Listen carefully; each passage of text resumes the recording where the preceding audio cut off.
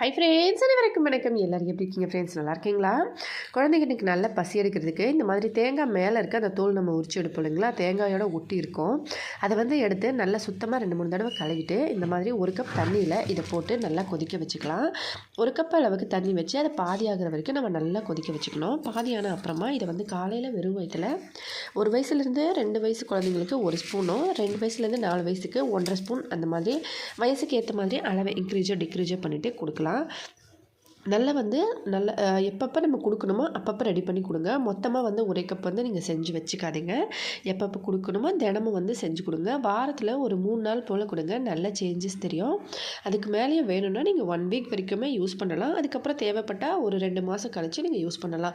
Try பண்ணி பார்த்துட்டு மறக்காமல் எப்படி இருந்ததுன்னு கமெண்ட்ஸில் சொல்லுங்கள் ஃப்ரெண்ட்ஸ். குழந்தைங்க வயிற்றில் பூச்சிகள் இருந்தால் காணாமல் போகும். வீடியோ பிடிச்சிருந்தால் லைக் பண்ணி ஷேர் பண்ணி சப்ஸ்கிரைப் பண்ணுங்கள். ஹெல்தியாக சாப்பிட்டு சந்தோஷமாக சேஃபாக பத்திரமா வருங்க. நன்றி.